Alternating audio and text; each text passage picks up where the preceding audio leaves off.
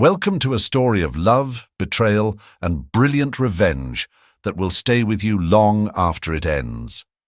In Hartford's most prestigious funeral home, Katherine Baker's signature pearls caught the light, not on her lifeless body, but around the neck of a younger woman who strutted in wearing 6-inch heels. As whispers spread through the shocked mourners, Katherine's husband merely smiled, checking his watch impatiently. What looked like his final victory was about to become his greatest defeat. Those pearls weren't just jewelry. They were the first domino in Katherine's masterpiece of revenge, 45 years in the making. Before we begin this extraordinary tale of justice, served with perfect timing, take a moment to share where you're listening from and remember to follow for more powerful stories of transformation. Now, let's return to that rainy day in Hartford, where everything was about to change. Rain tapped steadily against the stained glass windows of Hartford's most prestigious funeral home, casting coloured shadows across Katherine Baker's mahogany casket. White roses, her favourite flowers from the garden she'd tended for decades, surrounded her in elegant arrangements worth thousands. But Sarah Miller, the Baker's housekeeper of 30 years, barely noticed their beauty. Her attention was fixed on Michael Reynolds, the newly widowed millionaire, who sat in the private family room upstairs, typing on his phone with a slight smile playing on his lips. "Mr. Reynolds," Sarah whispered, her voice trembling slightly. "The guests are waiting to begin." She watched him check his Rolex for the third time in 5 minutes. "Just a few more minutes," Michael replied without looking up. "We're waiting for someone special." Sarah's hands clenched into fists inside her black cardigan pockets. She knew exactly who that someone special was. They all did. The whispers had been circulating through Hartford's elite social circles for months. Michael Reynolds, real estate mogul, and Katherine's husband of 45 years, hadn't even waited for his wife's terminal diagnosis to become public before moving his mistress into a luxury penthouse downtown. The funeral home filled steadily with mourners, business partners, charity board members, family friends, all dressed in expensive black, all wearing expressions of appropriate grief. But Sarah noticed how their eyes kept darting to the entrance, waiting for the scandal they knew was coming. The clicking of 6-inch designer heels against marble announced her arrival. Victoria Chen walked into the funeral wearing a black dress that belonged more in a nightclub than a chapel. But it wasn't her inappropriate attire that caused the collective intake of breath from the mourners. It was Katherine's signature pearl necklace gleaming around her throat. Sarah's mind flashed back to just last week. Katherine had been in her garden, somehow still tending her beloved roses despite the weakness from chemotherapy. The pearls had caught the morning light just as they did now, but on Katherine they'd represented something pure. 45 years of marriage, of building an empire together, of love that was supposed to last forever. "Isn't the service beautiful?" Victoria's voice carried deliberately through the hushed chapel as she slid into the front row beside Michael. "Though the flowers are a bit dated. We should hire a modern decorator for the estate." The whispers erupted immediately. "Is that Katherine's necklace? He brought his mistress to the funeral. How dare they?" Sarah watched Michael nod in agreement with Victoria's criticism, her heart pounding with a rage she couldn't express. But something in her peripheral vision caught her attention, a slight smile on the funeral director's face as he checked his watch. Something about his expression reminded her of Katherine's final days, of hushed meetings and careful preparations. What Sarah didn't know, what none of them knew, was that Katherine Baker had spent her last 6 months orchestrating every detail of this moment. The pearls around Victoria's neck weren't just a symbol of betrayal. They were the first act in a performance 45 years in the making. As the service began, the rain intensified, drumming against the stained glass windows like gentle applause.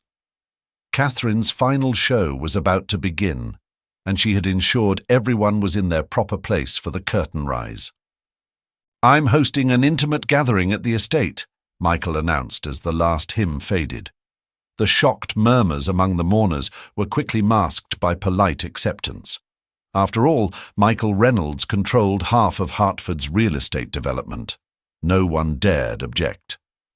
When the first guests arrived at the palatial Baker estate, they found Victoria already there, directing staff to remove Katherine's photographs from the walls. "This place needs a younger woman's touch," she declared, dropping a silver-framed wedding photo into a box. "The past is the past." Sarah stood frozen in the doorway, watching Victoria move through the house like she already owned it. But as she rescued Katherine's wedding photo from the discard pile, something fluttered from behind the frame. An envelope, sealed with Katherine's elegant handwriting. "To be opened upon my passing, for those who wait patiently for justice." Sarah slipped the envelope into her pocket just as Victoria's voice rang out from the master bedroom. "Michael, darling, I found the perfect spot for my new art collection. And look, Katherine's wedding ring. How thoughtful of you to save it for me." Thunder cracked outside, and for a moment Sarah could have sworn she saw Katherine's reflection in the hallway mirror, wearing that knowing smile she always had when she was 3 steps ahead of everyone else. Katherine might have been gone, but as Sarah felt the weight of the envelope in her pocket, she knew one thing with absolute certainty. Tomorrow would change everything. The seeds of justice had been planted long ago, and they were about to bloom in ways that would shake Hartford's foundations forever. The law offices of Bennett and Associates occupied the entire top floor of Hartford's most prestigious business address. Through floor-to-ceiling windows, the morning sun cast long shadows across the mahogany conference table where Michael Reynolds sat, one arm draped possessively around Victoria's shoulders. The pearls still gleamed at her throat, catching the light with every confident movement. "Shall we begin?" David Bennett, Katherine's longtime attorney, adjusted his glasses as he opened a thick leather portfolio. Sarah sat quietly in the corner, still clutching her cleaning uniform's apron where Katherine's envelope remained hidden. Nurse Emma Watson, Katherine's primary caregiver during her final months, stood by the door, clipboard in hand, her face unreadable. "Let's make this quick," Michael said, checking his phone. "I have a property closing at noon."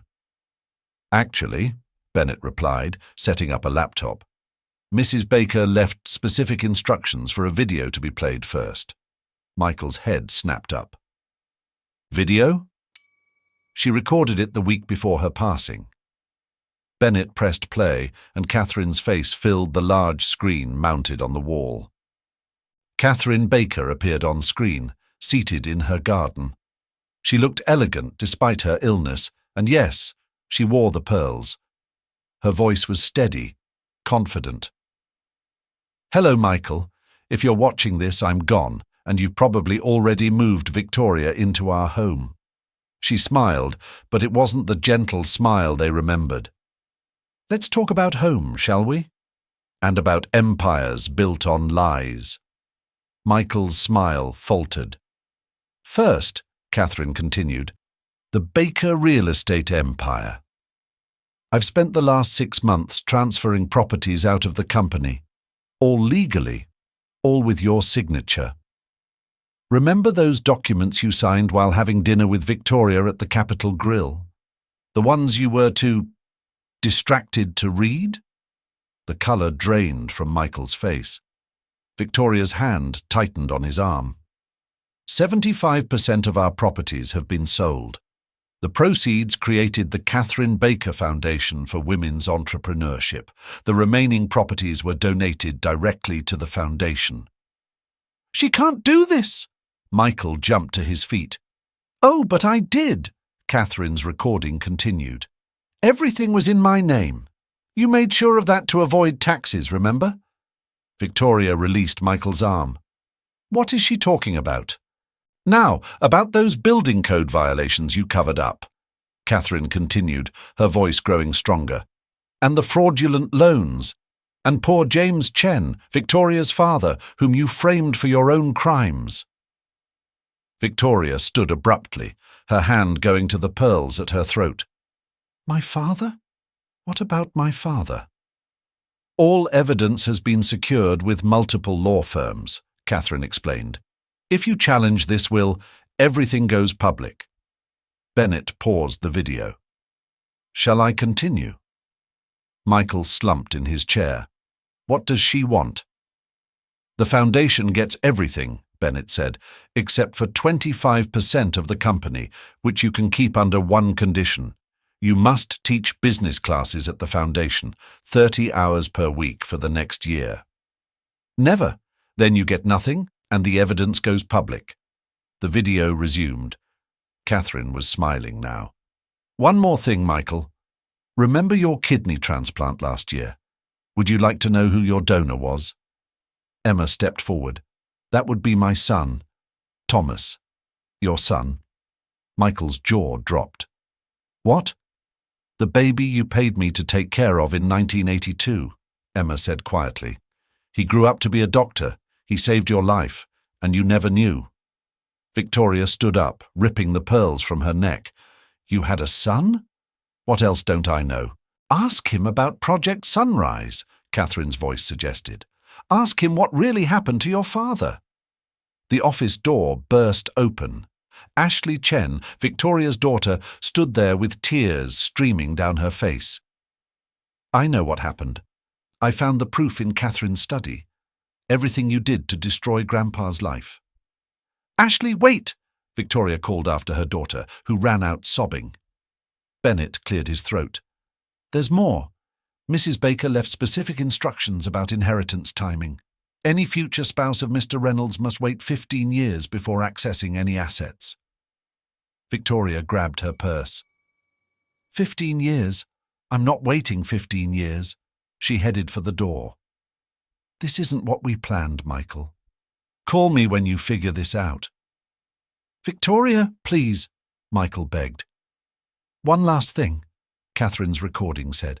Sarah, could you give my pearls to Emma? She'll need them for her new position as foundation director. They watched in silence as Emma picked up the discarded necklace, draping it around her neck with quiet dignity. Oh, and Michael. Katherine's final words hung in the air. Remember when you said you never loved me like you loved Victoria? You were right. I loved you enough to build an empire. You loved me so little you couldn't even wait until my funeral to replace me. The screen went dark, leaving Michael alone with the ruins of his empire, surrounded by the people he'd betrayed. Through the windows, the sun had disappeared behind storm clouds, as if nature itself were passing judgment.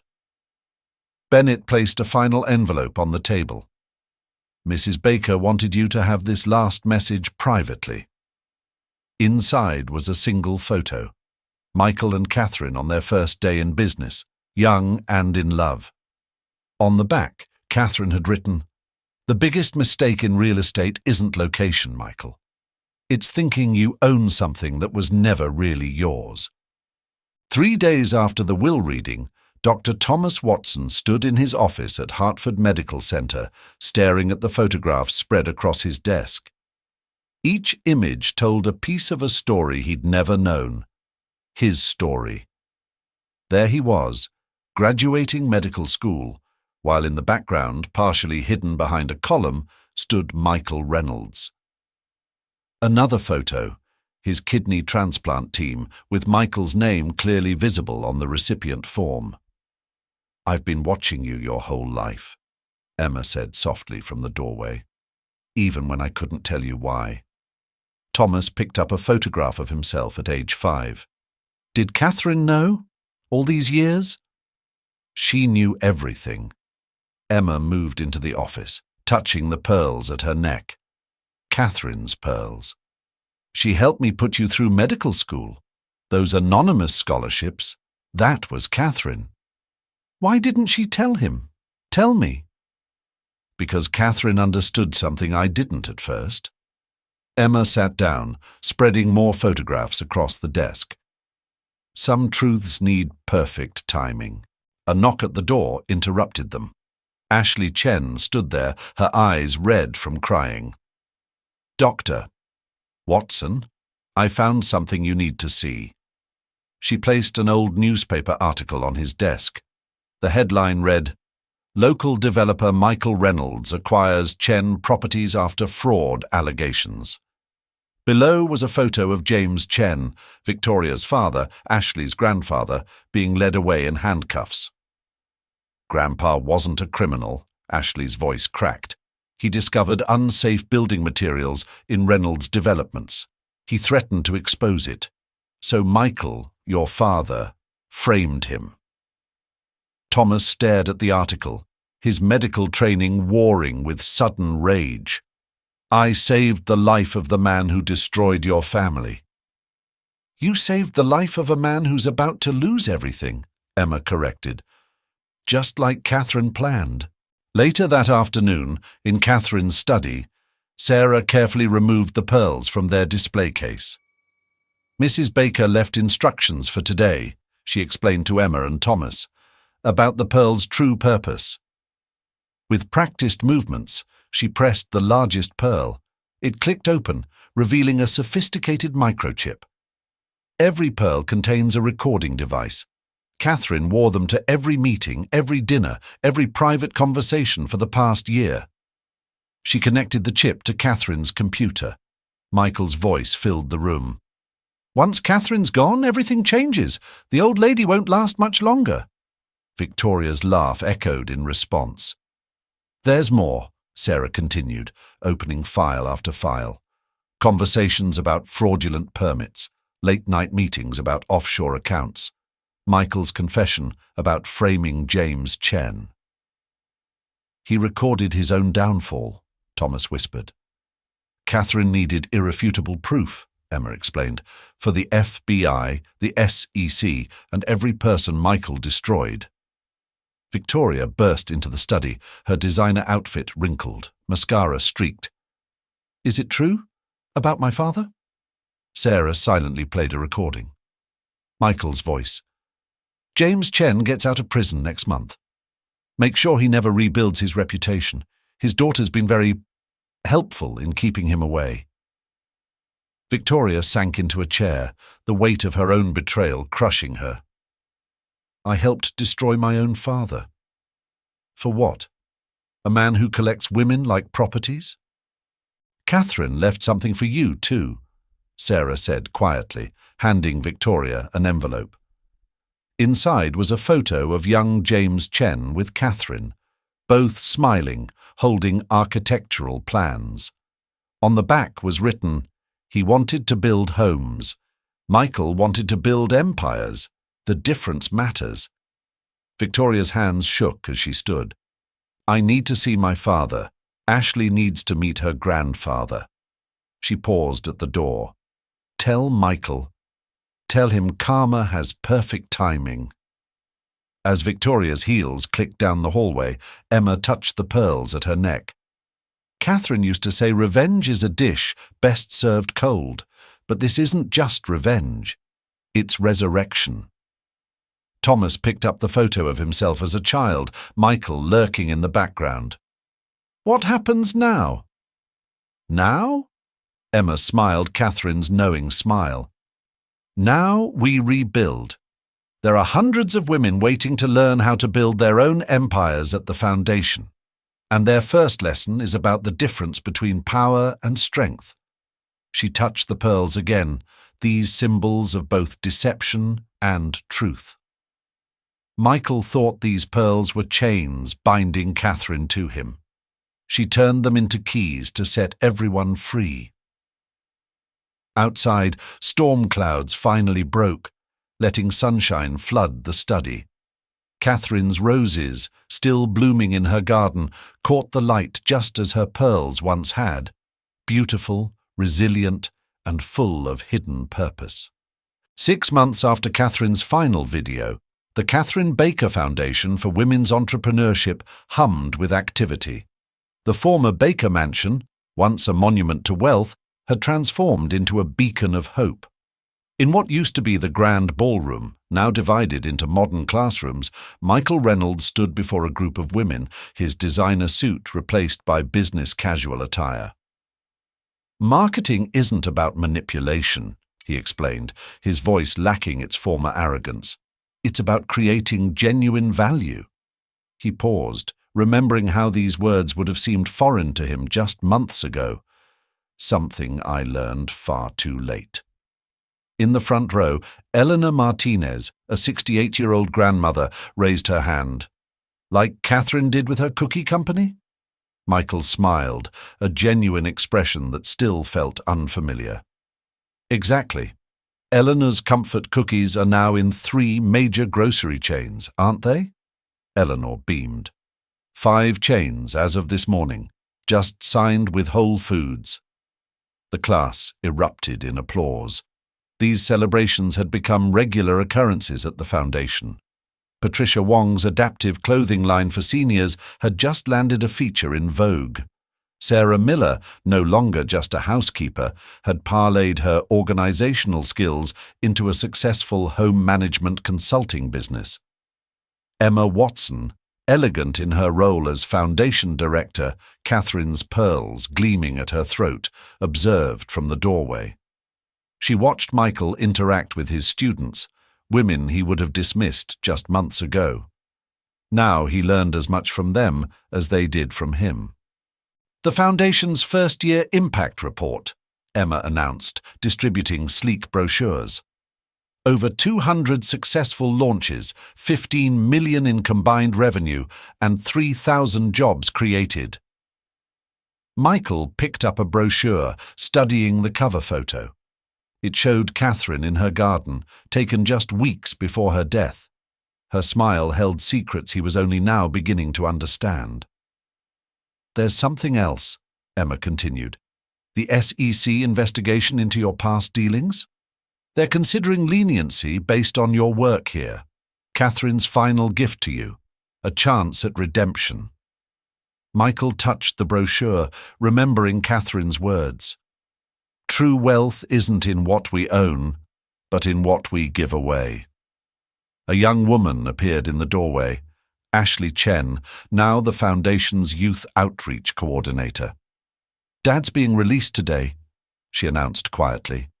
James Chen, finally exonerated, was returning home to a very different world than the one he'd left.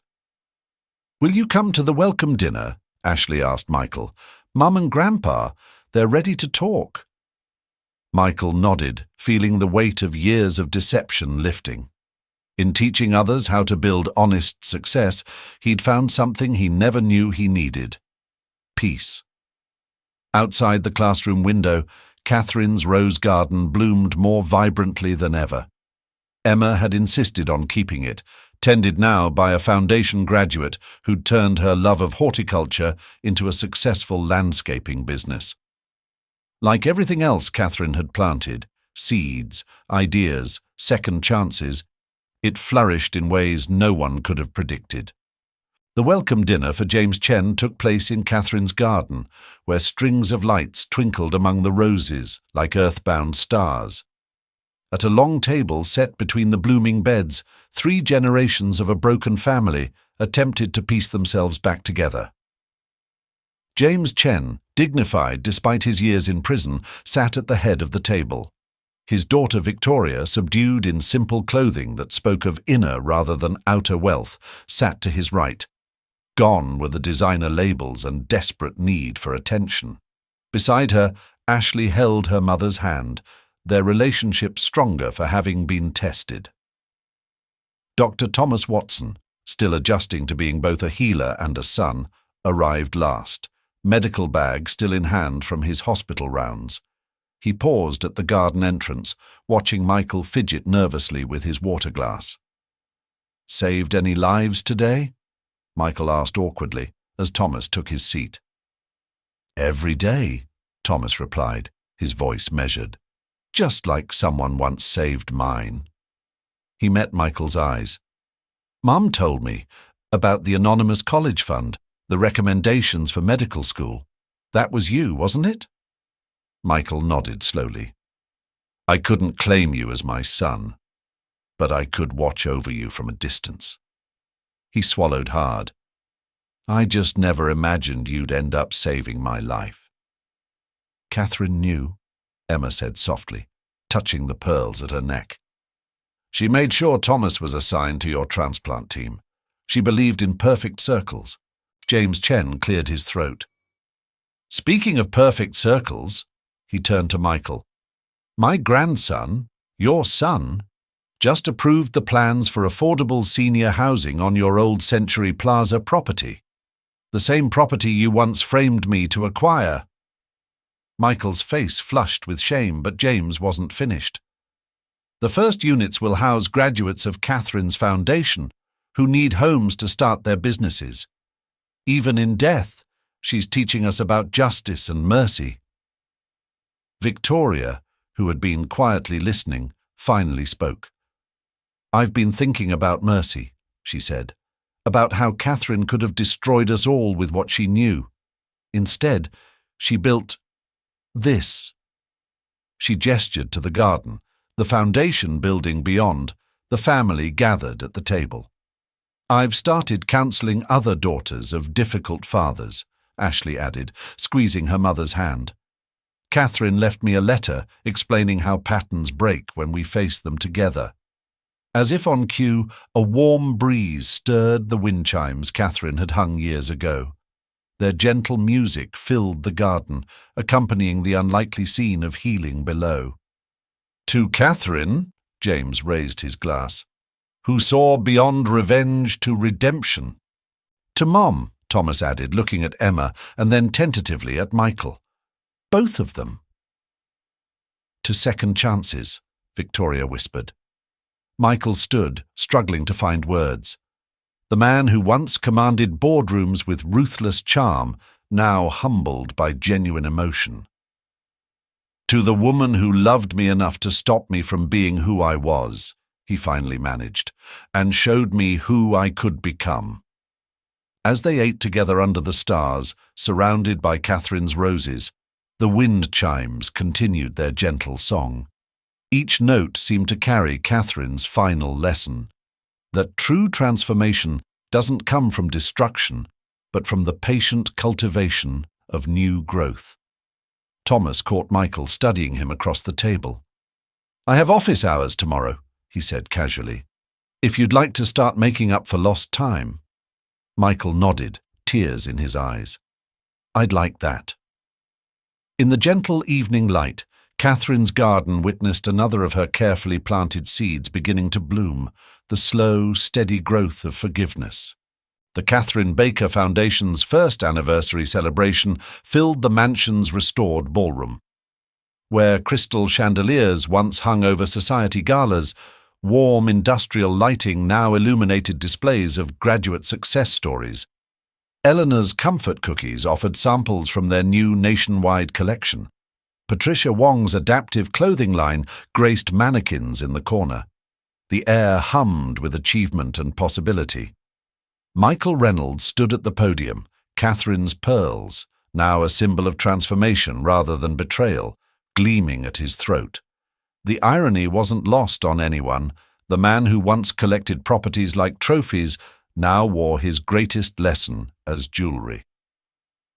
1 year ago, he began, his voice carrying new humility, Katherine Baker showed us the difference between an empire and a legacy.